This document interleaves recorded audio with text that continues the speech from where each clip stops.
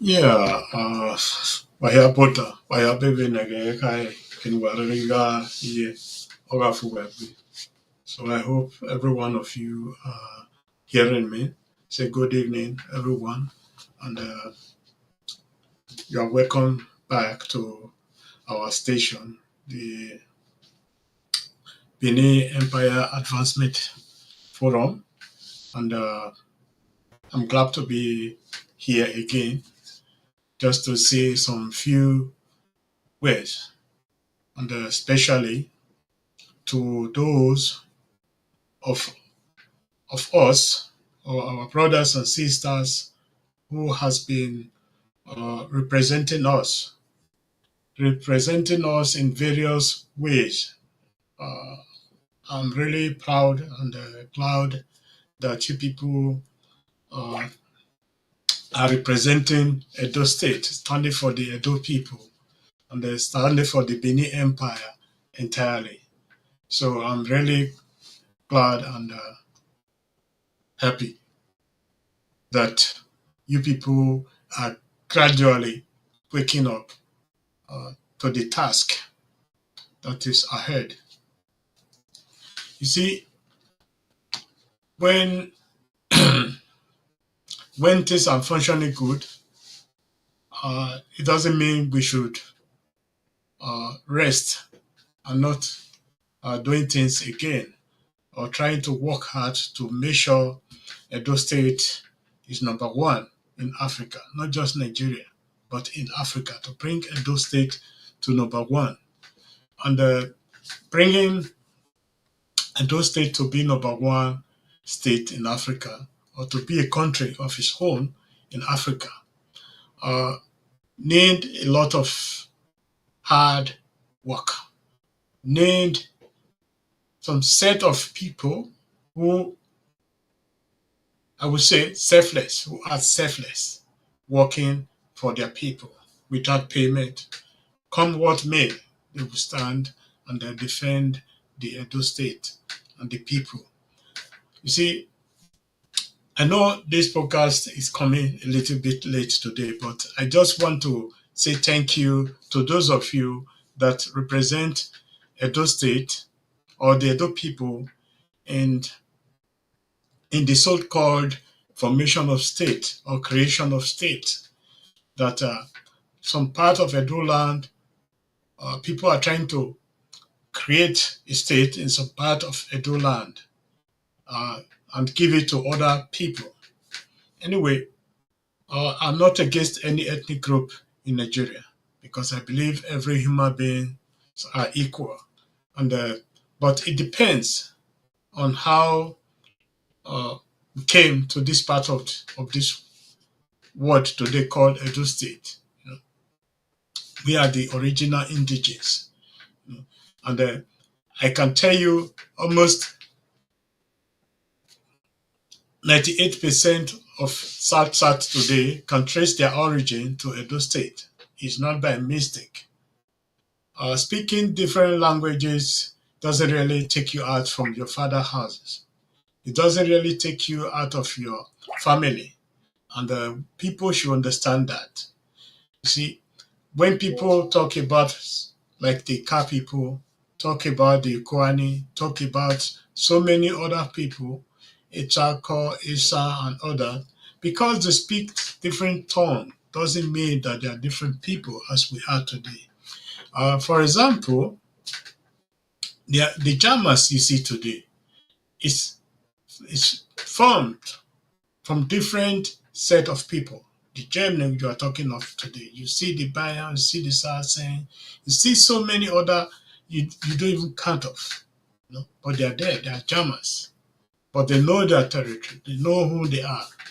And when you see the Austrians today, many people be thinking they are Germans, but they are not Germans, but they are Austria, because Austria was one of the biggest, I would say, land in Europe, controlled as much as Hungary, Yugoslavia, former Yugoslavia, some part of Germany, and so forth. But people doesn't really understand today. You know, people ask the question. Uh, you know, uh, the fall of the Benin Empire, you know, was was a man-made error. I would say error, a grave mistake. And this grave mistake was not from our forefathers. It was because we are not really specialized in making of weapons to defend, you know, and we rely on the Portuguese. We were relying on the Portuguese, and that is why the Benin Empire were falling and falling and falling. The reason the Portuguese withdraw from Africa is quite clear. There was a revolution in Portugal because of the man, I would say, because of the heavy duty the government of Portugal was involved in, in the whole of Africa. Portugal was, I would say, at the beginning, one of the largest power in West Africa. But due to some political unrest in Portugal at that period, Portugal has to abandon their colonization of the Benin Empire, Angola, and so on. And as far as to Brazil and so on, they have to abandon their colonization because there was unrest in Portugal. And the president was unseated and so on. And this paved the way for the British, the Germans, and the French to really subdue Africa. And this was what led to the fall of the Benin Empire. After the fall of the Benin Empire, everybody was divided, divided, and the British see it very important not to allow Benin Empire to stand as it was before. They have to divide Benin Empire because it's going to be a challenging power to them. And this is what really happened. And today, I can see some of our people who are saying, how can Benin go to Lagos, created Lagos, how can Benin do this, how can Benin do that? Have you ever asked this question? How did British colonize Nigeria?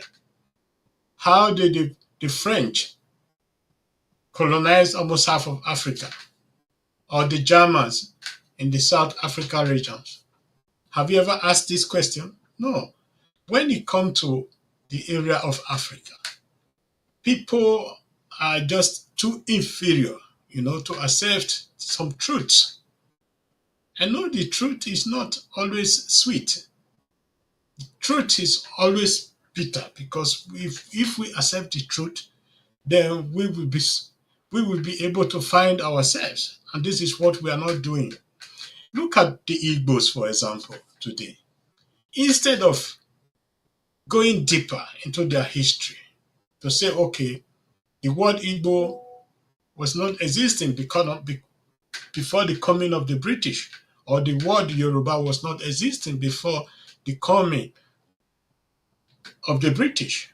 Likewise, the Benin, we are saying today, was not existing before the coming of the Portuguese, which changed Ubini to Benin. So I think there's a lot. We have to find ourselves. If we want to find ourselves, we have to start correcting some mistakes and histories. Today, the creation of states in Nigeria has started. People are deliberating about it. We don't want Edo people to be left out, and we don't want Edo land to be ceded to other ethnic groups that are not Edos. Who doesn't want to be one of us? Edo State is one of the largest or the biggest state in Nigeria today. Edo State deserves to be divided into 4 states. We should have Ovia State. We will have Edo State. Then we should have Orioma State. Then if people want Isan, they can have Isan. The Akoko Edo, the other people, they can as well have their own state. And that doesn't reduce the power of the Oba of Benin.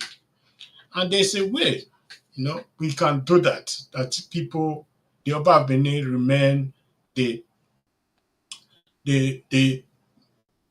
majesty of all the states. The power of the Oba of Benin should not be challenged in any form. I believe that we are losing a lot when you look at Edo State of today. It's financially. Edo State is receiving the same amount as Anambra State, of which Anambra State is just a local government in Edo State. You see, and this is a financial aspect we have to look at, and security as well. Being in Ovia State, being in Orion State, or being in Edo State doesn't really take you out of being Edo person. We all are one people. Some of us speak different tongue, like the Ika people, like the Urobo people, the Shakiri, the Isoko, and so on. But that doesn't take you from your father's house. And we need to start thinking further to make sure we achieve all these things. And we should not allow people to be taking Edo land to be given to other people, like what happened during the creation of Delta State, where Onitsha was given to other states. And that shouldn't have happened because the River Niger has never been the boundary, as people have tried to put it. The whole of Igbo, where people say this is Igbo land or Biafra land today, actually belongs to the Edo people, and belongs to the Benin Empire, who were having boundary with the Cameroons. Even we still have relations with inside Cameroon today as we are talking. So people should mind what they are saying and what they do in the social media, because social media is not just the house of truth, but just to express your own view, and people should understand that. But today, I'm really proud of our people that make these things happen, that represent us, also add their view about everything. Yes, and we are moving forward, and I'm happy about that.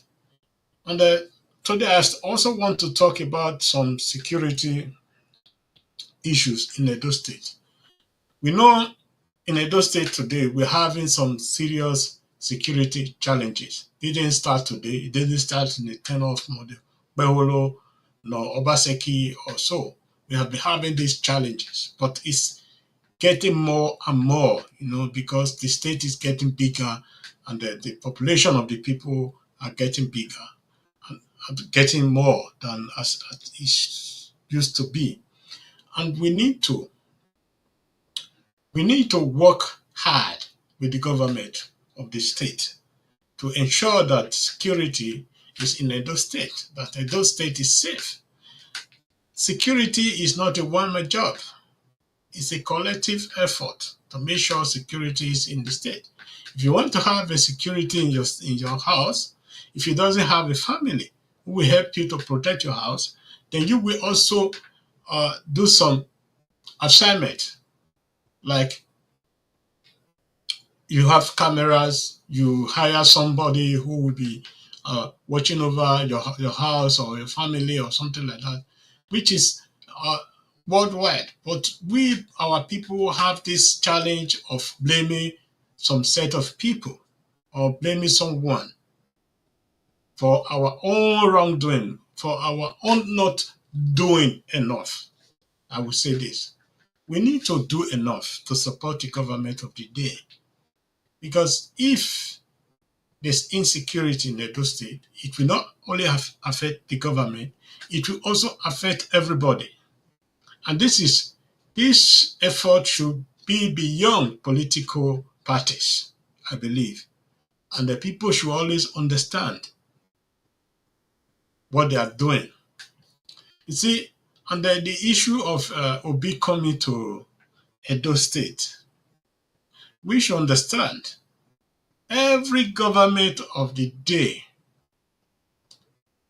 or every governor is the chief security officer of the state. If he said he cannot guarantee the safety of Peter Obi, we should also understand, because the money that is going to use to provide bodyguard to provide security for Peter Obi can as well be used for other projects. I'm saying this because this is what is happening. I don't know if you people are listening to some news like the one that happened in Texas a few weeks ago, flood that happened. When President Trump was trying to visit Texas, they told him he should stay away from Texas for now because the manpower they have, the security people they have, is going to could be used for the rescue of those flood victims. There was no outcry because the people understand the need for this security and the rescue of those people was more important than that of President Trump visiting Texas. And likewise in Edo State today, you see, if Peter Obi is visiting Edo State, you need nothing less than, I would say, 150 policemen that is going to make sure there's security in Edo State. And these people, I would say 150 security officers, can be used in other different places. And this has been a very big problem in Nigeria entirely. If governor is going somewhere, you have entourage. If the president is going somewhere, you have entourage. Entourage that if the commissioner is going somewhere, you have entourage. This is what we have to start abolishing somehow. Because if this money or this personnel that are assigned to those people, if they are on our street to provide security for us, I believe we will have more night and more hours to sleep. But if we continue this way, we are going to be having some sleepless night, more sleepless night. Remember what I'm saying now. Then, in the issue of our tradition and custom, I will have to say this. Before, some grave mistakes were made, and we have to be learning from our mistakes. The Oba of Benin is the God Almighty. I will say, put it that way. Is the God King of Edo State. He appoints, and he also take the appointment away from you if you are not doing the job. But there was some errors that really happened, by the suspension of some Inikis and some Enogis and all that, because most of these Enogi, they were tricked into these issues. And you see, the issue is not quite clear because the investigation was not done thoroughly to really make sure to know who is there and who is not there, who support, who didn't support. You see, these are things we need to deal with in the future. Edo State is a very big state. Orioma, Ovia, and we are going to be making some mistakes also in the future. But the most important thing is how we solve all these mistakes and how we learn from all these mistakes. And today, a lot of these Enogis are suffering because they were misinformed, lack of education, and the lack of, I would say, the consequence of their doing, And then we should also understand if a state governor calls Enogi today to come to a press conference and he refused, he's also going to have some consequences for these Enogis. But those who spearheaded the trying, overthrow, and all that should pay for the sin they commit. See? So I believe there's still a lot we need to do. And we will continue to do our best to make sure Edo State is in safe hand and Edo State is safe for everybody. So thank you. It was just a brief one, and I hope you people enjoy also this little broadcast.